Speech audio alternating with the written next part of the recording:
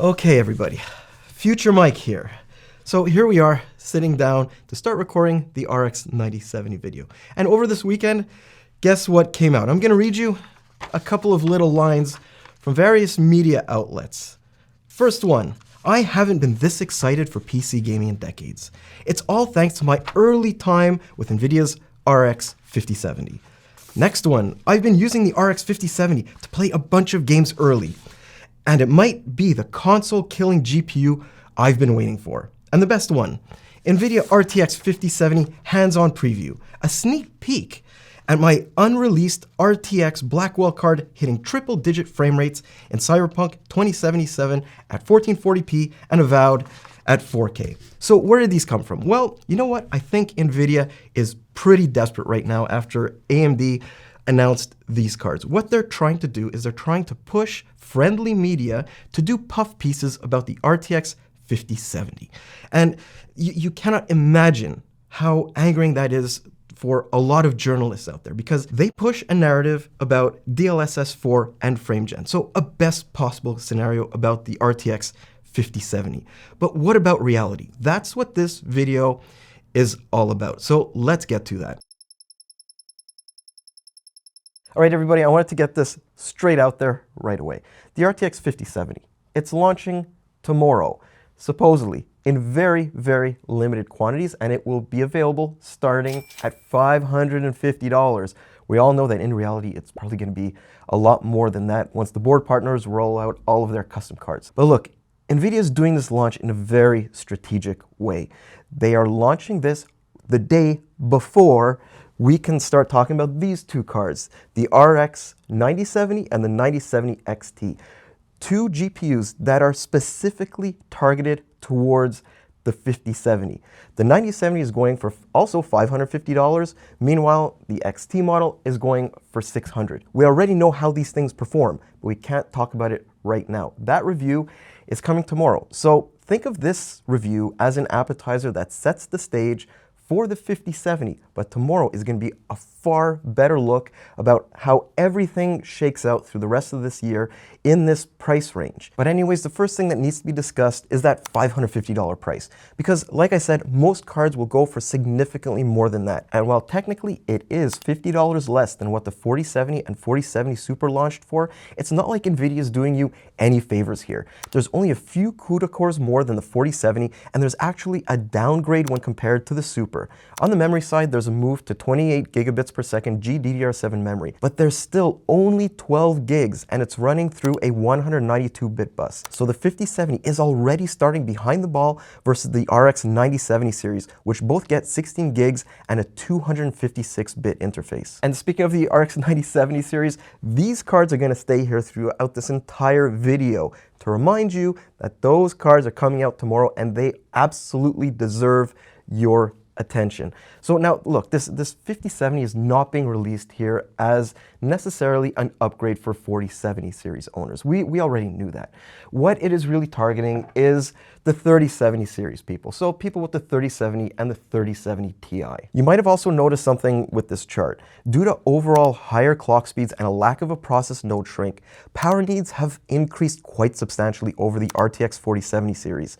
But by how much? So let's start at 1440p and pop the RTX 5070 into here, and right away you'll notice that like all the other NVIDIA GPUs over the last few years, this one uses game-specific detection to regulate its power input. That means it goes from a high of 236 watts in more demanding titles to 180 watts in other situations. The RTX 4070 does the same thing, all while needing on average about 26 watts less power overall. In the most demanding situations, the gap is pretty big, up to 50 watts, which is right in line with NVIDIA's TGP numbers. Meanwhile, the RTX 4070 is basically tied with the 5070's numbers. Why? Well, it seems like NVIDIA's power algorithm has been tweaked just a bit, since there are quite a few games like Spider-Man, Starfield, CS2, and Black Ops 6, where the older card actually chugs back more power than the newer one. Adding the 3070 Ti to this shows just how far things have come. Not only does it need a whole lot more juice than the RTX 5070, but it also has a lot less granularity, with every game hitting at least 254 watts and sometimes up to over 275 watts.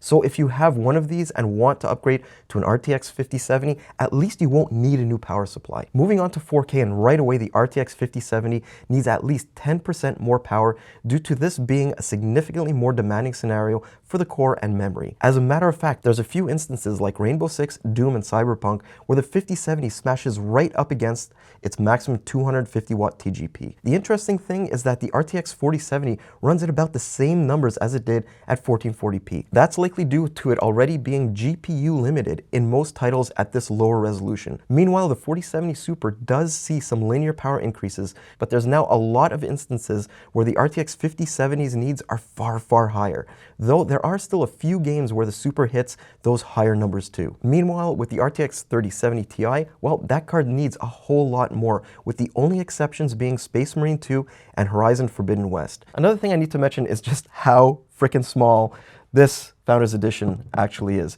Even when compared to the 5070 Ti Founders Edition, this thing is like minuscule by comparison. Now, unfortunately, that's not the reality that a lot of people will find themselves in, right?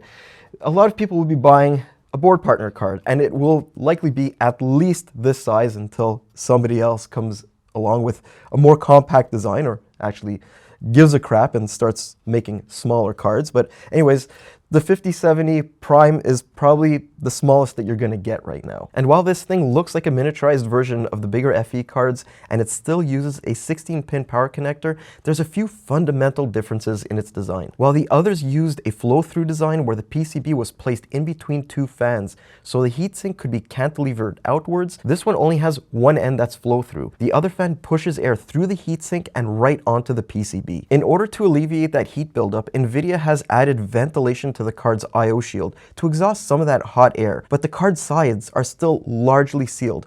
Basically, like I said, this is about the same size as the 4070 and 4070 Super FE, but in a lot of ways, the cooling design is actually inferior. And you can see this here in our Cyberpunk 2077 temperature and noise testing, at least to a certain extent. I mean, in this game, the 5070 does need about 15 watts more, but it's still 6 degrees hotter than the 4070 Super at 1440p, while also being louder. And while we climb up the resolution ladder, both temperatures and noise increase too. Not to the point where you would call this card overly loud or anything, and the frequencies, they're certainly not being throttled, but I sure wish they'd have put a little bit more thought into this one. Then again, like I said, you could get one of those board partner designs. So yeah, I guess that pretty much sets the stage. Now I wanted to jump right into game testing at 1440p and 4K. If you were wondering, these are the system specifications that we're using in every single one of these instances. So I guess let's get on to the testing. And the first game out of the gate is Alan Wake, and it actually sets the stage for a lot of these results when comparing the RTX 5070 to other NVIDIA cards. First of all, at 1440p and 4K, this card is a literal carbon copy of the RTX 4070 Super. So if you have a 3070 or 3070 Ti, the uplift, at least in this game, is identical. AMD cards also love this title, so at both resolutions, the 5070 matches the RX 7900 GRE, a card that was launched about a year ago and also for $550. Meanwhile, in Black Myth Wukong, well, the 5070 is basically a 4070 Super in everything but name. It also stays about 20% ahead of the 4070 at 1440p and a bit more at 4K, but honestly, I wouldn't call any of these cards 4K capable in this game, at least not without upscaling enabled. Baldur's Gate is an interesting one, with it being another game that has a strong showing for all the RX 7000 series cards, especially at 4K, where their 16GB frame buffers tend to give them a pretty serious edge, especially with the 7900 XT and its 20 gigs. On the NVIDIA side, nothing has changed. The 5070 stays a bit ahead of the Super, gets creamed by the 5070 Ti, and offers a good 45% uplift for people rocking a 3070 Ti. CS2 is the first game where we see any meaningful uplift for the RTX 5070 over the 4070 Super, up to 22% at 4K, but there's also a strong showing for the other AMD options here. Though we have to say, this title is not one where AMD GPUs tend to shine. Meanwhile, in Cyberpunk, which is one of the more demanding games we have here, the story stays the same. The 5070 gets a minor win against the Super at 1440p, and that gap widens by a bit at 4K. The only issue is that at 4K, it struggles to get playable frame rates. There's also titles that are by nature hyper optimized, like Doom, and pretty much every GPU here gets amazing frame rates, even at 4K. Interestingly enough, it's the AMD GPUs like the 7900 XT and GRE that get very strong results relative to their prices right now. The RTX 5070, well, that's right back to being no better than the 4070 Super again. And I think that's what will be the most disappointing for people. What we're seeing is at most incremental performance benefits over a year-old card that was launched at a very similar price. It also points towards why NVIDIA simply couldn't roll out this card for $600. The 5070 needed to be cheaper because its benefits are very situationally dependent. In some cases, it's even running behind on the performance per watt front. Another thing that the RTX 5070 might struggle with is making a case for itself as an upgrade solution for people with older cards like the RTX 3070 Ti. Mostly because they still provide completely playable frame rates in many games up to 1440p, even with the highest detail settings applied. I mean, sure, moving to the 5070 nets you a solid 30% performance boost, but at this point, nearly 4 years later, I don't think numbers like this are much of an incentive at all. Another thing we need to take into account is the rather strong performance of the RX 7000 series in raster operations, and how that would reflect on the RX 9070 series that's coming out tomorrow. Because in a lot of ways, it feels like the $750 RTX 5070 Ti is what the RTX 5070 should have been all along, since in a lot of situations we're seeing less than a 20% improvement over the RTX 4070. And there's even going to be some areas where the 5070 can be beaten by the 4070 Super if there are still some driver optimization hiccups, like in Black Ops 6. I mean, there were hints that something was up during the power consumption testing, and this just proves it. And yeah, AMD cards, they run away with this one. But make no mistake about it, there are generational uplifts here, but they're highly variable and are, most of the times at least, very game specific. Like here in Rainbow Six, there's a tangible benefit to upgrading from a 3070 Ti to the 5070. But I guess the exact same thing could have been said about the RTX 4070 Super 2. If you can find one of those cards on the used market for a good price, there's no reason to recommend the RTX 5070 at this point. At least not at $550, and definitely not at the $600 and more most board partners will be selling these cards for. And that point gets hammered home in games like Spider-Man. In general, the RTX 5000 series has shown some lackluster performance in this game, and that hasn't improved one iota since the first reviews came out. So we have the RTX 5070 struggling to get even 10% higher frame rates than the RTX 4070 at 1440p. And the higher memory footprints of those AMD cards, well, they allow them to post some really competitive numbers at both resolutions. Starfield, it unfortunately shows the same thing again, with the new card just struggling to stay ahead of the RTX 4070. Meanwhile, it's getting beaten by the Super, 7900 XT, and even the 7900 GRE at both resolutions. This kind of performance was basically telegraphed to everyone the second NVIDIA showed off how few additional CUDA cores the RTX 5070 had over the previous generation. And with NVIDIA not having the benefit of process node shrink, well, here we are. And yet there are some titles like Warhammer where that situation is sort of flipped on its head. When compared to many other games, the 5070 gets relatively huge uplifts versus the 4000 series cards, at least at 1440p. But we can also see that 12 gigs of memory is really becoming the bare minimum for a card in this class of GPUs. All right, so that is raster performance. Now, before heading into the RT part of this video, I did want to mention something. While we're showing 1440p and 4K results here, none of these 70 series cards is really supposed to focus on 4K RT performance. For that, you're going to need things like FSR, DLSS, and frame generation. So take the 4K results that you're about to see as sort of like a guideline about where you should be enabling those type of technologies. And here's the crazy thing, guys. Since NVIDIA is essentially treading water with their RT performance, the breakdown looks pretty much the same as it did with raster, though the AMD cards do fall behind by quite a bit. The other thing you need to take into account is that in Alan Wake, 12 gigs is the absolute bare minimum at 1440p. Meanwhile, 16 gigs is required at 4K. So the 3070 Ti's 8 gigs, it just gets spanked all over these charts. But look, while some cards are better than others in ray tracing performance, they're all various states of terrible in most games. And none, not even the 5070 Ti, can deliver a good overall gaming experience even at 1440p here. Obviously, NVIDIA is pushing people into higher end cards for RT, or at the very least, relying on upscaling and frame generation to get even playable frame rates. And that carries into Black Myth 2, with the added issue being that the rendering engine heavily favors NVIDIA's latest RT cores in the 4000 and 5000 series.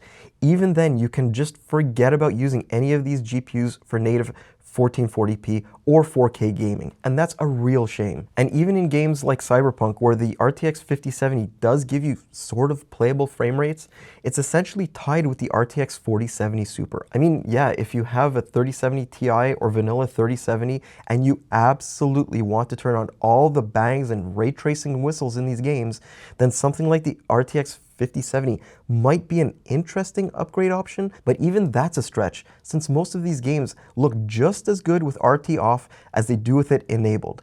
Luckily, there are some highly optimized titles out there too, like Doom Eternal, where all the cards get really good performance with ray tracing on, and even the AMD GPUs put down respectable numbers. But the 5070's main issue remains the exact same as we've seen throughout this video.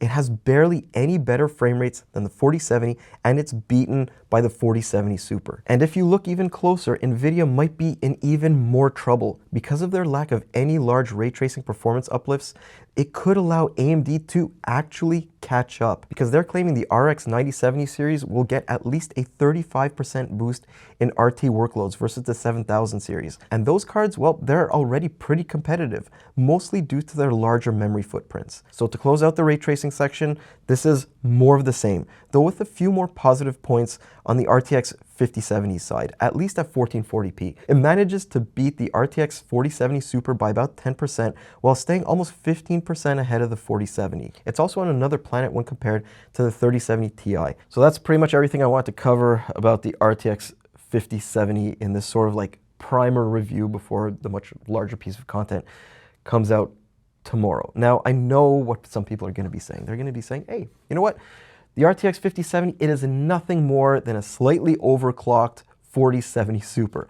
And I'd actually argue against that. I would say that because of its current position, where it is actually beaten by that Super in a bunch of situations, this thing isn't even that. And if you look at Raster performance averaged across all 14 games we tested, it's pretty evident that other than the flagship RTX 5090, NVIDIA's entire lineup has smashed face first into a performance wall.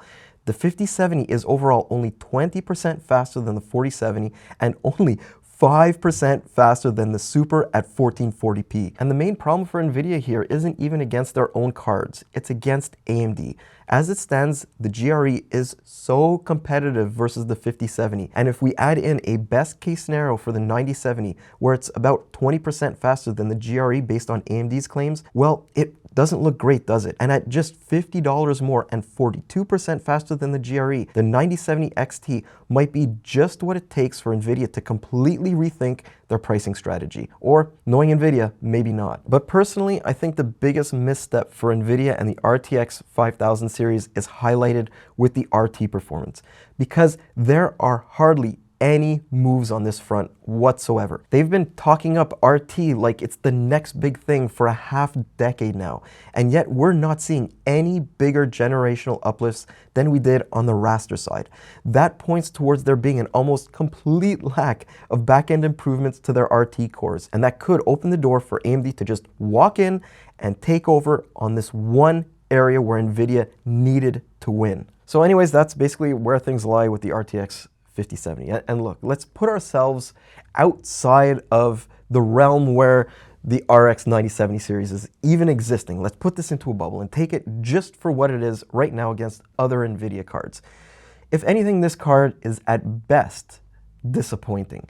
It doesn't really move the goalposts forward in any meaningful way. And most importantly, I don't think that this will entice people with the RTX 3070 series to even want to jump forward. There's probably going to look at this and say, look, I may as well buy an RTX 4070 Super on the used market, or wait one more generation to see what NVIDIA has coming down the pipeline. So anyways, that's basically where I want to leave this video. Please tune in tomorrow for the much more extensive piece of content where we pit the 5070, 5070 Ti, and a bunch of other cards against what AMD has coming down the pipeline. And like I said, it's definitely going to be worth your wait. Anyways, I'm Mike with Hardware Canucks, and I guess I'll see you tomorrow. Have a great one, guys.